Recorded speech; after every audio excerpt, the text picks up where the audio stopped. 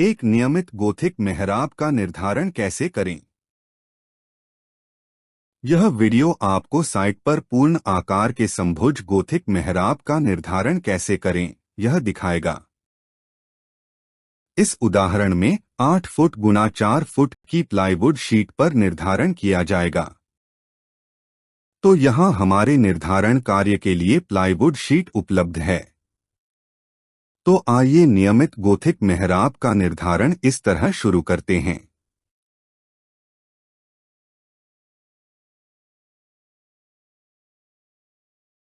शुरू करने के लिए यहाँ दिखाए गए अनुसार स्प्रिंगिंग लाइन के अंत से एक आर्क बनाएं। अब यहाँ दिखाए गए अनुसार स्प्रिंगिंग लाइन के दूसरे अंत से पुनः वही प्रक्रिया दोहराएं।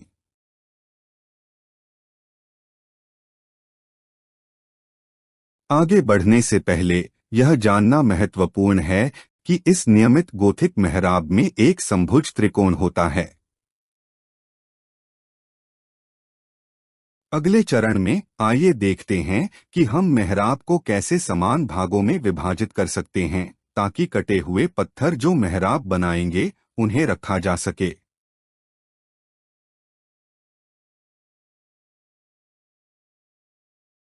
यहाँ दिखाए गए अनुसार कॉर्ड लाइन का मध्य बिंदु चुनें।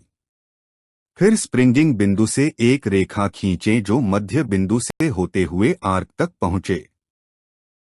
इस क्रिया से आर्क का आधा हिस्सा हो गया है। अब यहाँ दिखाए गए अनुसार प्रक्रिया को पुनः दोहराएं।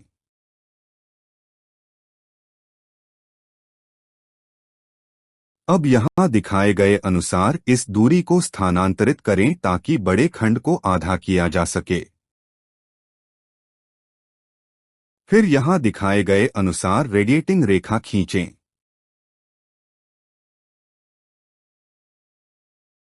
इन खंडों को दो भागों में विभाजित करने के लिए कंपास का उपयोग करें।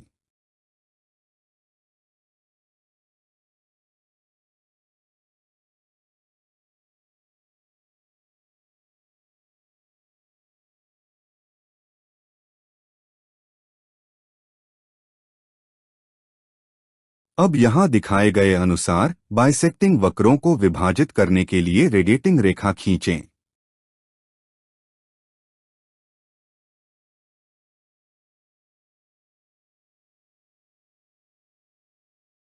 बचे हुए खंडों को यहाँ दिखाए गए अनुसार विभाजित करें।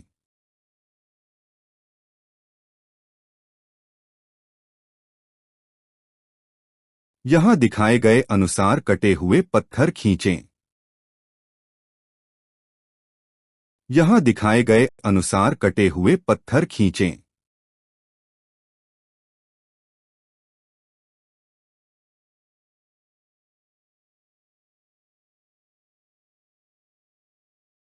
अब अगला चरण यह है कि हम इस गोथिक मेहराब को सहारा देने वाली रिब्स को कैसे स्थापित कर सकते हैं यह देखें। यहाँ दिखाए गए अनुसार वक्र को ढकने के लिए एक लकड़ी की पट्टी रखें। यहाँ दिखाए गए अनुसार लकड़ी की पट्टी पर वक्र रेखांकित करें।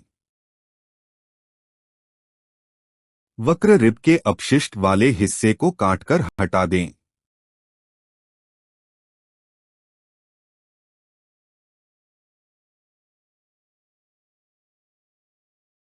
पहली वक्र रिब के विपरीत रिब को स्थित करें। स्पैन की दूरी बनाए रखने के लिए यहाँ तीसरा सदस्य जोड़ें। अब यहाँ दिखाए गए अनुसार वूसवा पत्थरों के बीच की जोड़ रेखाएं चिह्नित करें। अब यहाँ दिखाए गए अनुसार कटे हुए पत्थरों के बीच की जोड़ रेखाएं चिन्हित करें।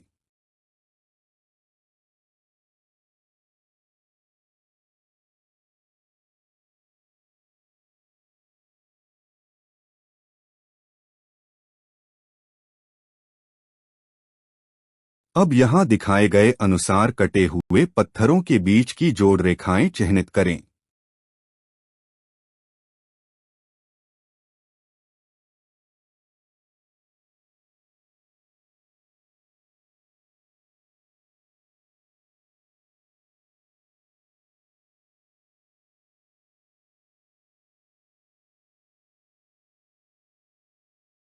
आइए संक्षेप में देखें कि पत्थर की मेहराब के लिए लकड़ी की रिब्स और अन्य सहारों को कैसे खड़ा किया जाता है।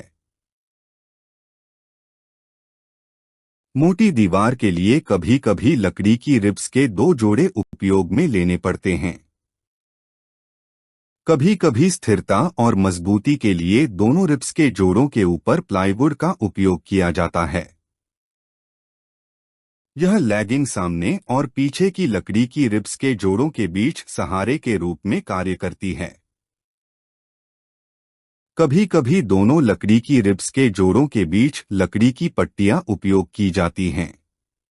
लकड़ी की पट्टियां एक और विकल्प हैं, जो कटे हुए पत्थर के काम को सहारा देने के लिए रखी जाती हैं। इस विकल्प के लिए रिब के नीचे प्लाईवुड को स्क्रू करके जोड़ के रूप में कार्य करने के लिए स्थापित किया जाएगा।